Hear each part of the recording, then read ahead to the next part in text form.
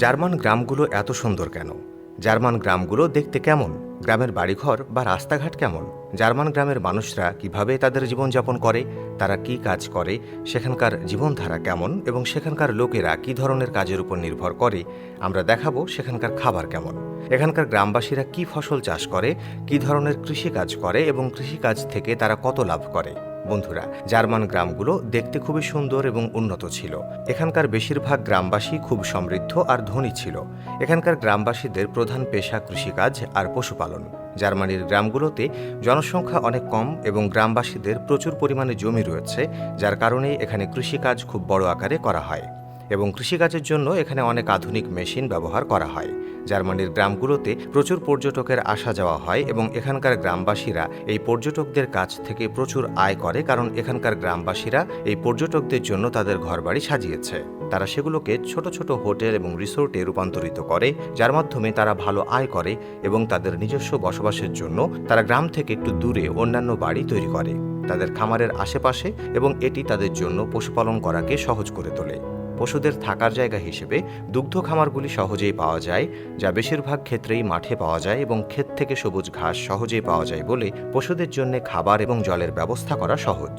এবার জার্মানির গ্রামীণ জীবন সম্পর্কে কথা বলা যাক।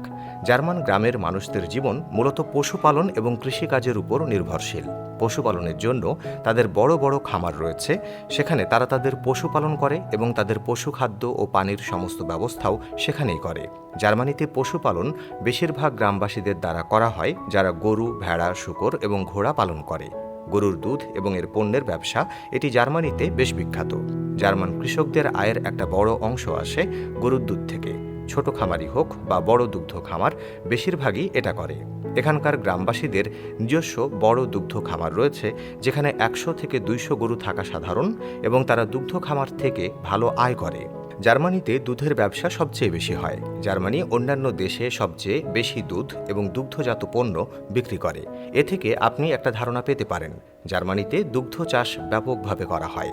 এখানকার গ্রামবাসীরা দুগ্ধ চাষের জন্য আধুনিক প্রযুক্তি ব্যবহার করে। সমস্ত কাজ স্বয়ংক্রিয় মেশিন দ্বারা স্বয়ংক্রিয়ভাবে সম্পন্ন করা হয়, সেটা পশুকে খাবার ও জল দেওয়া হোক বা দুধ দহন করা হোক। সমস্ত কাজ স্বয়ংক্রিয় মেশিন দ্বারা স্বয়ংক্রিয়ভাবে সম্পন্ন হয়। এবার আসুন জেনে নিই জার্মানিতে কিভাবে কৃষিকাজ করা হয় এবং কৃষিকাজ থেকে লাভ কী। জার্মানির গ্রামবাসীদের যেহেতু প্রচুর জমি আছে, তাই তাদের খামারগুলিও অনেক বড়। গড়ে একজন কৃষকের চাষের জন্যে প্রায় 100 একর বা 200 একর পর্যন্ত জমি থাকে। কৃষিক্ষেত্রে এখানে বেশিরভাগ গম এবং বাজরা জন্মে। এছাড়াও শাকসবজির মধ্যে আলু, পেঁয়াজ, বাঁধাকপি এবং ফলের মধ্যে স্ট্রবেরি আর আঙুর সবচেয়ে বেশি আর ব্যাপকভাবে চাষ করা হয়।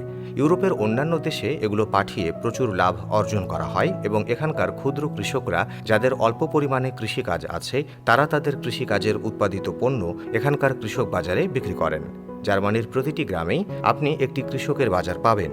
এই কৃষক বাজারগুলি এমন জায়গায় স্থাপন করা হয়েছে, যেখানে আশেপাশের গ্রামের লোকেরা সহজেই সেখানে এসে তাদের পণ্য পাঠাতে পারে। জার্মানিতে কৃষকরা তাদের ফসল বা উৎপাদিত পণ্য সরাসরি গ্রাহকদের কাছে বিক্রি করে, যা তাদের ভালো লাভ দেয় এবং তারা তাদের ফসলের ভালো দাম পায়। আপনি বাংলাদেশের কোন জেলা থেকে এই ভিডিওটি দেখছেন আমাদের কমেন্ট করে জানান। আমরা পরবর্তী ভিডিওতে আপনাকে ধন্যবাদ জানাতে ভুলব না। এবার পরিশেষে জানা যাক, জার্মানির গ্রামবাসীরা কৃষিকাজ বা দুগ্ধ খামার থেকে মাসে কত আয় করে। আসলে কৃষকদের আয় নির্ভর করে তাদের কাজের উপর। তারা কী ধরনের কৃষিকাজ করেন এবং কত পরিমাণে করেন তার উপর। যদি পশুপালনী ব্যবসা হয়, তাহলে আপনার কাছে কতটি গরু এবং অন্যান্য গবাদি পশু আছে, এই সমস্ত চার্জ তার মাসিক আয় কত হবে তার উপর নির্ভর করে।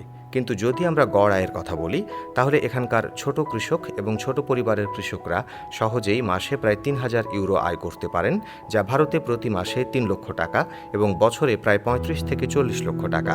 আর মধ্যবিত্ত এবং বড় কৃষকদের আয় প্রায় 4000 ইউরো থেকে 8000 ইউরো, যা ভারতে প্রতি মাসে 6 লক্ষ থেকে 8 লক্ষ টাকা এবং বছরে প্রায় 50 লক্ষ থেকে 60 লক্ষ কিংবা 70 লক্ষ টাকা। তো বন্ধুরা, আপনি কি শহরে থাকতে পছন্দ করেন নাকি গ্রামে?